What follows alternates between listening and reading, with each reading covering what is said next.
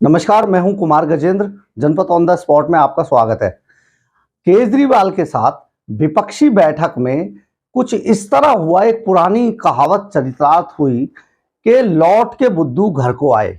जी हां, केजरीवाल अब बुद्धू बन चुके हैं और घर को आ चुके हैं।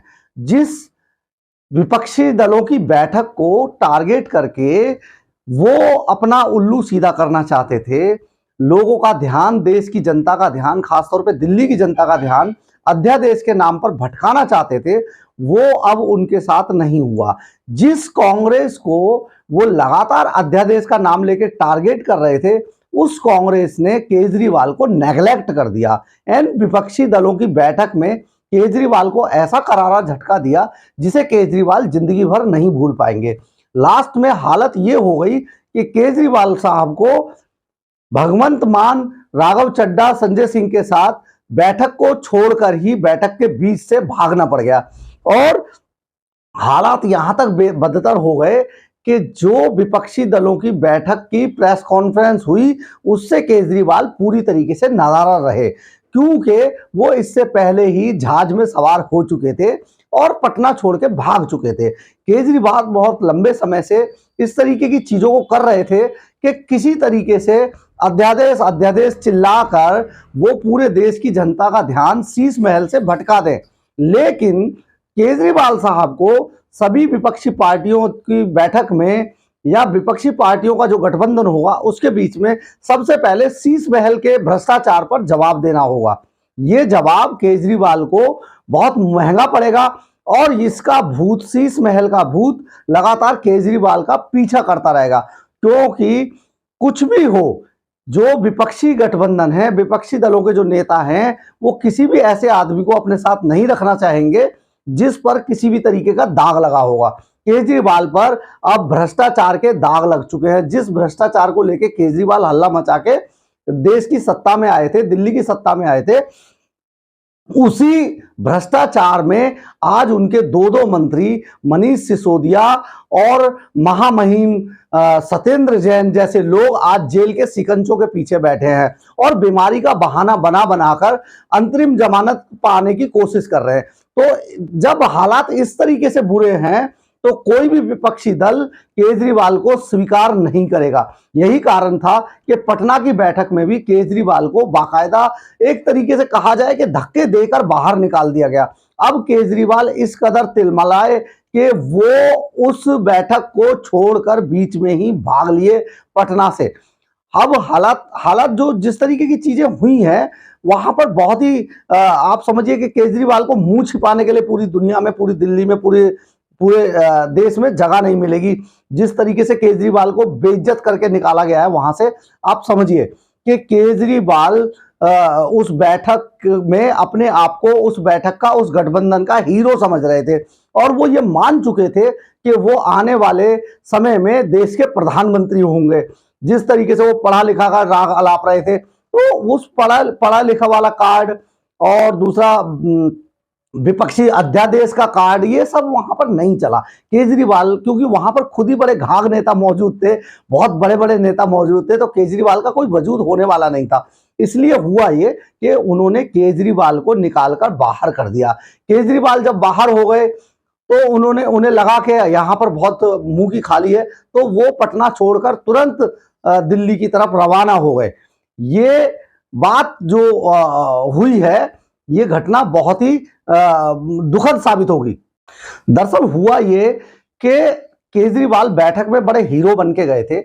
वो मान चुके थे कि अब अगले पूरा गठबंधन, विपक्षी गठबंधन जो है, उन्हें ही प्रोजेक्ट करेगा प्रधानमंत्री के लिए, लेकिन वहां पर उनको उल्टी पड़ी। दरअसल हुआ ये कि जैसे ही केजरीवाल वहां पर बड़ी बड़ी बातें करने लगे तो तुरंत जम्मू कश्मीर से आए अब उमर अब्दुल्ला ने उन पर सवाल दाग दिया कि आप आज अध्यादेश के लिए जिस तरीके से विपक्षी पार्टियों को एक करने की बात कर रहे हैं, बड़ी बड़ी बातें कर रहे हैं, मंच से बोल रहे हैं, तो जिस वक्त जम्मू कश्मीर के अंदर धारा 370 लगाई जा रही थी, उस वक्त आप कहां थे?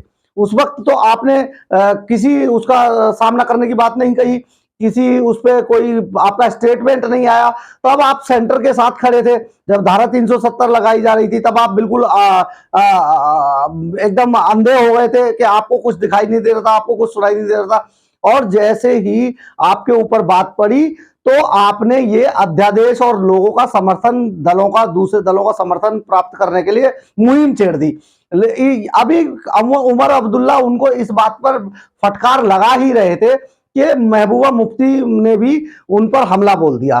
और ये हमला इस कदर बोला गया कि केजरीवाल को भरी हुई बैठक में, हमारे सोर्स बताते हैं कि केजरीवाल को उस बैठक, विपक्षी बैठक के अंदर बोलने तक नहीं दिया। और क्योंकि केजरीवाल की एक फितरत है, वो सवाल नहीं सुनना चाहते, वो सवाल से बहुत कतराते हैं और सवाल पूछने वाले से बहुत नफरत करते हैं। उनकी ये स्ट्रैटेजी रही है। दिल्ली के अंदर भी केजरीवाल की किसी भी कॉन्फ्रेंस में केवल चंपू पत्रकारों को ही शामिल किया जाता है।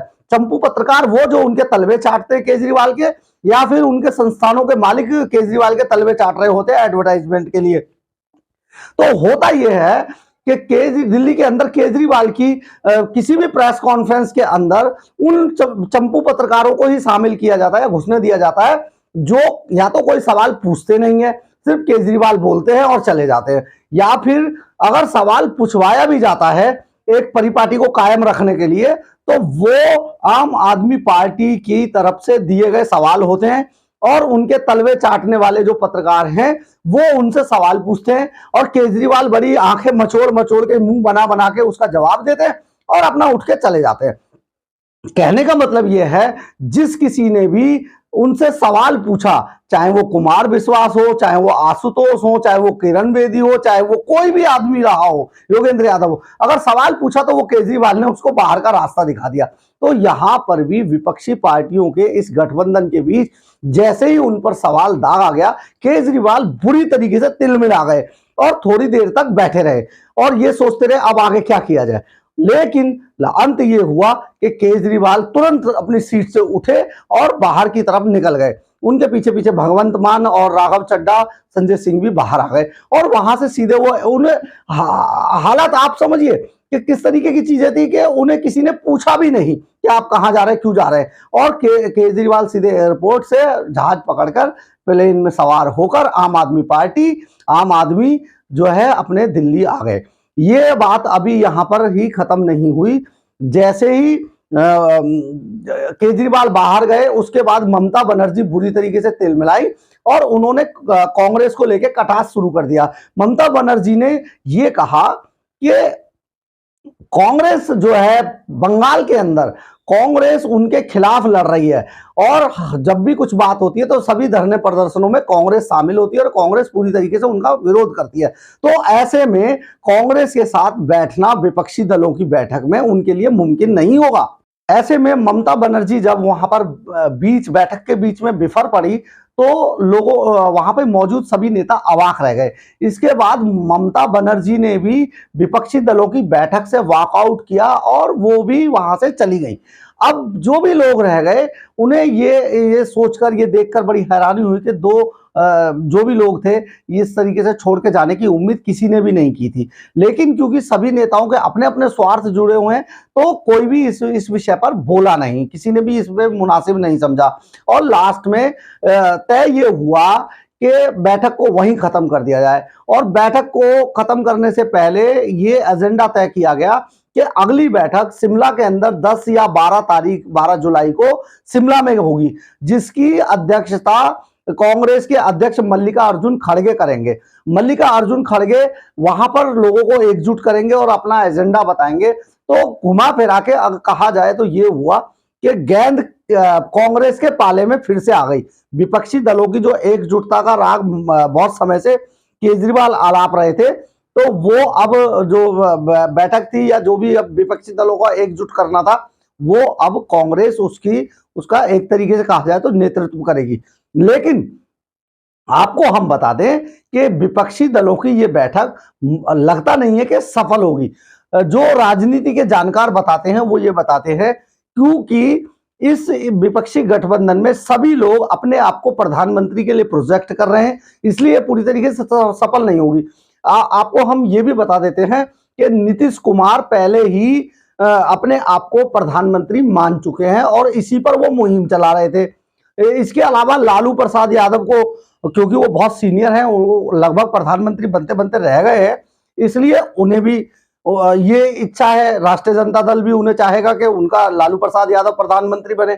इधर केजरीवाल अपने आप को मान चुके हैं कि देश के, दुनिया के वो सबसे पढ़े लिखे आदमी है और उन्हीं को प्रधानमंत्री बनाया जाना चाहिए। हम आपको यहाँ पर यह भी बता देते हैं कि केजरीवाल साहब अगर पढ़े लिखे ही अगर प्रधानमंत्री बनते तो जितने आईएएस आईपीएस के टॉपर हैं, या तो उनमें से कोई प्रधानमंत्री बना करता, या फिर सबसे पहले देश के प्रधानमंत्री जो होते बाबा साहब अंबेडकर होते, क्योंकि बाबा साहब अंबेडकर आज भी दुनिया में बहुत ज्यादा पढ़े लिखे लोगों में शुमार हैं और उनकी डिग्रियों को गिनते गिनते थक जाता है लोग। तो वो, लेकिन वो एक चुनाव भी नहीं जीत पाए। इसलिए केजरीवाल जी, आप यह सपना अपने दिमाग से निकाल दीजिए। दूसरा, अगर देखा जाए तो अखिलेश यादव भी विदेश से पढ़ के आए हैं, वो भी काफी पढ़े लिखे हैं, तो वो भी प्रधानमंत्री अपने आप को मान चुके, क्योंकि एक बड़े प्रदेश के वो मुख्यमंत्री रहे और अपने दम पे वो समाजवादी पार्टी को जिता के ला चुके हैं एक बार। और दूसरा, आगे चले तो सीपीआई एमएल का भी बड़ी संभावना है। इधर ममता बनर्जी भी अपने आप को मान चुके, क्योंकि वो भी एक दो बार बहुत नजदीक का पाला छू के जा चुकी हैं। तो इस तरीके की जब चीजें हैं तो विपक्षी गठबंधन लगता नहीं है कि इस मामले में सफल हो पाएगा, क्योंकि विपक्ष में जाने के लिए या विपक्षी गठबंधन को पूरा करने के लिए किसी भी तरीके से ये चीजें नहीं बन पा रही हैं और ये एक सपना ही रह जाएगा। खास तौर पे अरविंद केजरीवाल के लिए एक दुखद सपना साबित होगा, क्योंकि दुखद सपना इसलिए कि केजरीवाल को किसी चीज से डर नहीं है, क्योंकि केजरीवाल जेल जाने वाले हैं और यहां पर उन पे बुरी तरीके से शीश महल का भ्रष्टाचार का 45 करोड़ नहीं 45 करोड़ नहीं, 171 करोड़ रुपए का घोटाले का आरोप बिल्कुल सीधे सीधे है। वो भी उस वक्त जब पूरी दुनिया कोरोना से जूझ रही थी, दिल्ली के अंदर लोग कोरोना से मर रहे थे, तब केजरीवाल शीश महल बनवा रहे थे। इसलिए शीश महल का भूत उनका पीछा नहीं छोड़ेगा और केजरीवाल को जेल जाना पड़ेगा। जय हिंद, जय भारत।